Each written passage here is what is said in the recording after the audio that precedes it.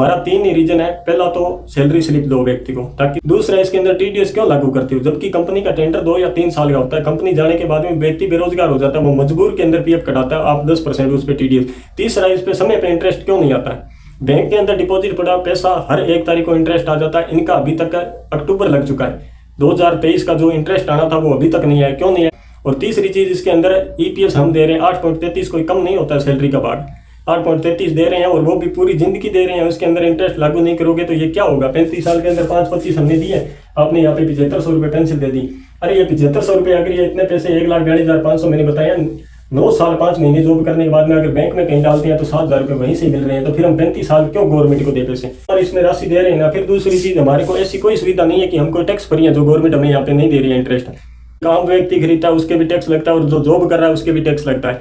नमस्कार दोस्तों, सभी को प्रणाम। आज हम बात करेंगे ईपीएस 95 में, और साथ ही साथ मैं आपको बता देता हूँ कि ईपीएस 95 के अंदर आप जब भी कोई ऐसी जगह जॉब करते हैं जहाँ ईपीएफओ का अधिनियम लागू होता है, तो आप जॉब शुरू करते ही अपने टोटल डॉक्यूमेंट ऐड करवा लिया करो। टोटल डॉक्यूमेंट ऐड करवाने का मतलब ये है कि अपने को जो ईपीएस का फायदा है ना, वो सिर्फ अपने को ऑन जॉब मिलता है। ऑन जॉब यानी कहने का मतलब जब तक आप जॉब में हो तब तक ही आपको इसका ईपीएस का फायदा है। क्यों फायदा है इसका भी आगे मैं आपको बताऊंगा। और टोटल जितने भी डॉक्यूमेंट में अपने क्या, आधार कार्ड है, पैन कार्ड है और बैंक पासबुक है, 3 चीज होती है, तीनों सही ढंग से ऐड करवा लिया करो।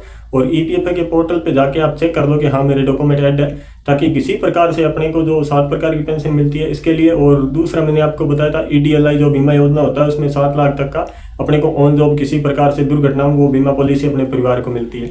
बाकी ईपीएस 95 के अंदर देखें ना, तो सिर्फ ऑन जॉब पे ही फायदा है। अगर कोई व्यक्ति ये चाहता है कि मैं लॉन्ग टाइम कार्य करके पेंशन ले लूँ, तो इसमें किसी प्रकार का प्रॉफिट नहीं है। क्यों प्रॉफिट नहीं है।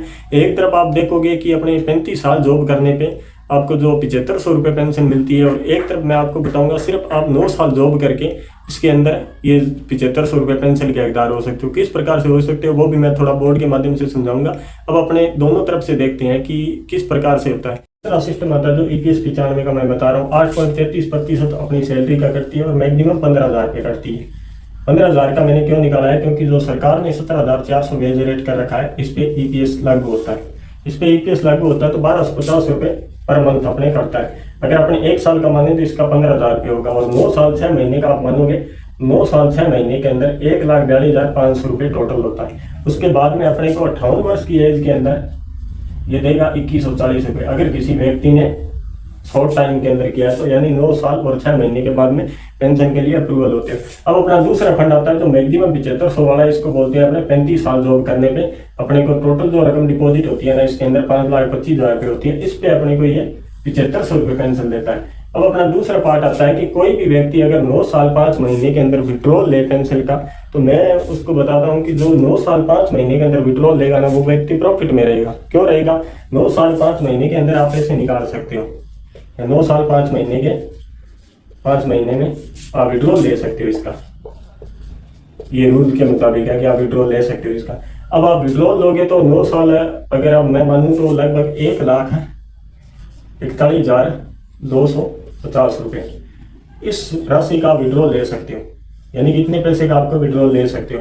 इसमें किसी प्रकार का टीडीएस लागू नहीं होगा। टीडीएस ऐसे लागू नहीं होगा क्योंकि टीडीएस है वो 5 साल तक ही है।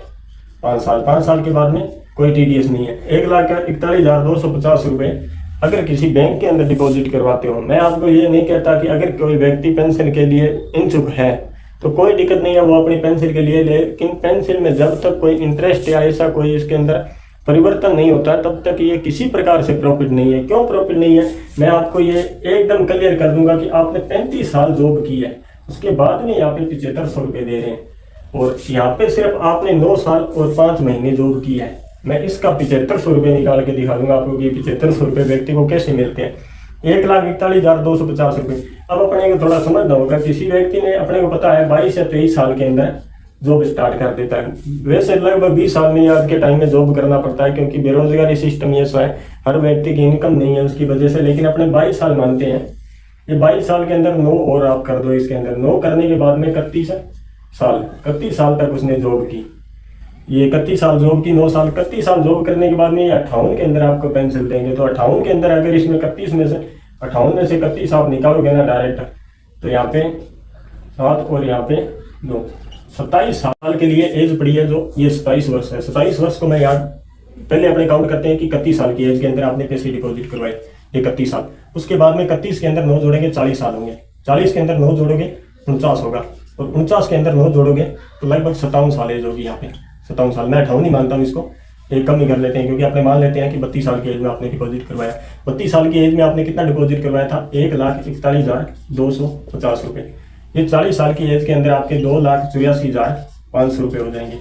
फिर आपके 49 साल की एज के अंदर अगर मैं इसका निकालूँ 4 और 5, 5 लाख और 5,68,000 होंगे ये डायरेक्ट, क्योंकि अपने 2,83 का डबल करते हैं 5,69,000 होंगे। अब अपने इसको 58 वर्ष की एज तक देखते हैं ना, तो ये 1,40 में से 2 कम ये होंगे और 1,38, यहाँ पे 10,38,000 रुपये टोटल होंगे ये। आप किसी बैंक से पता कर लेना, क्योंकि 7.5% मैंने इंटरेस्ट बताया इसका एफडी का, ये एफडी का 7.5% है। ये मैं किसी दूसरे बैंक का नहीं बता रहा हूँ, ये मैं एसबीआई का बता रहा हूँ फिलहाल। एसबीआई बैंक का जो बता रहा हूँ ना, वो एफडी का 7.5%। अब 10,38,000 रुपये आपके पास है, कब है? 58 साल की एज के अंदर, 58 वर्ष की एज के अंदर, यानी ये भी पेंशन देंगे आपको 58 वर्ष की एज में ही देंगे।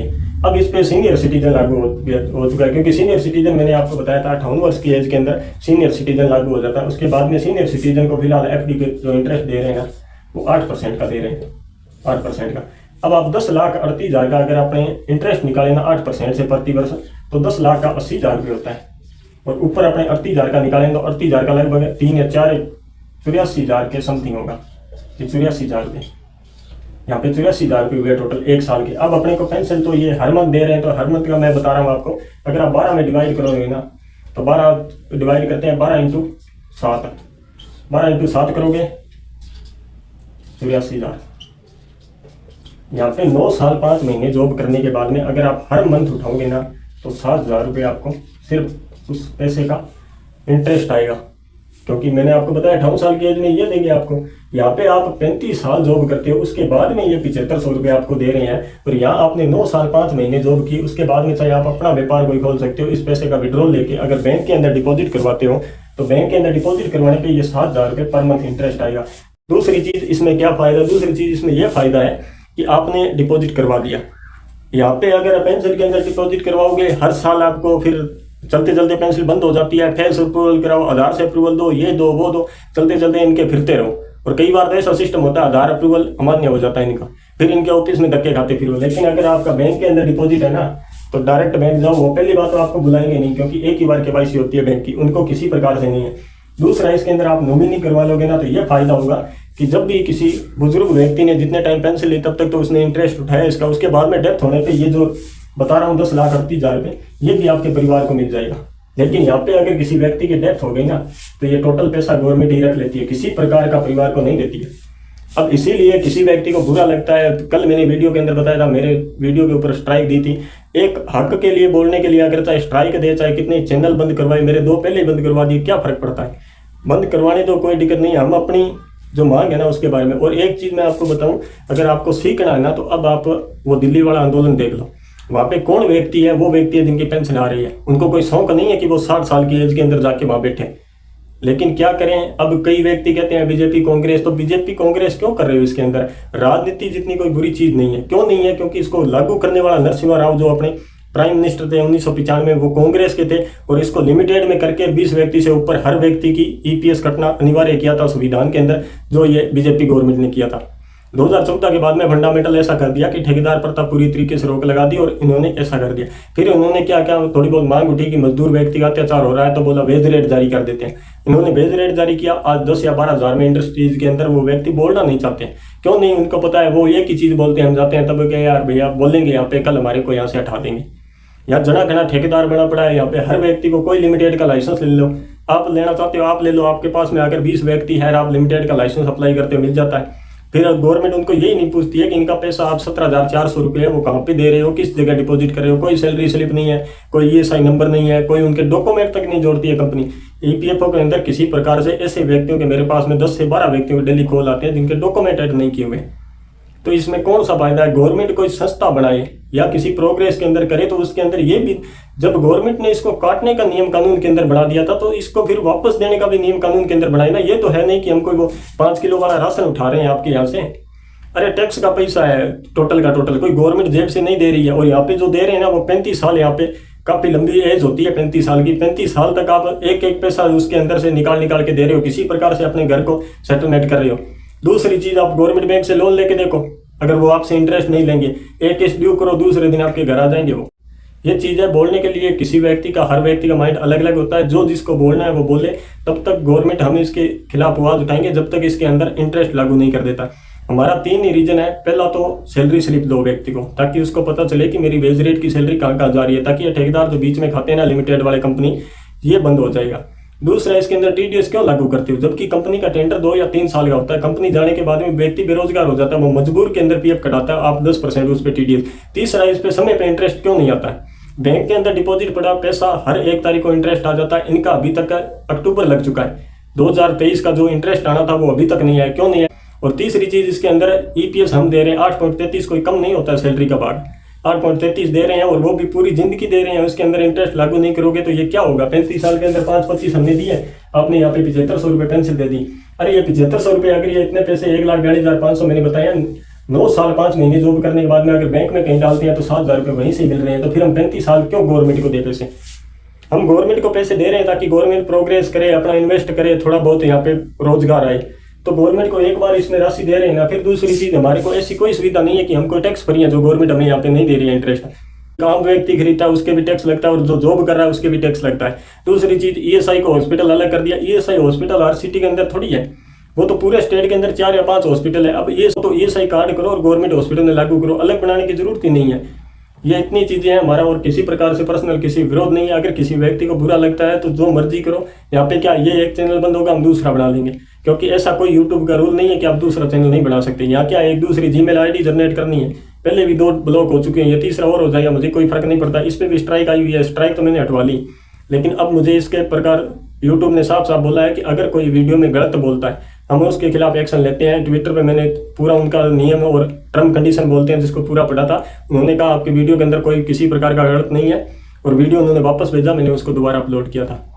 इतना ही है और कुछ नहीं है, आज के लिए इतना ही। नेक्स्ट वीडियो के अंदर मैं 7 प्रकार की जो पेंशन 7 प्रकार से मिलती है, एक तो बर्थ पेंशन है ही, 6 और पेंशन मिलती है जो अपने लिए प्रॉफिट होती है, उनके बारे में बात करूंगा। और एक लास्ट रिक्वेस्ट और करता हूं कि आप टोटल डॉक्यूमेंट, जैसे किसी कंपनी के अंदर शुरू में आप जॉब करते हो तो ये डॉक्यूमेंट ऐड करवा दिया करो। ये हमारे लिए सबसे इंपॉर्टेंट बेनिफिट है ईपीएस का, बाकी कोई ईपीएस में बेनिफिट नहीं है।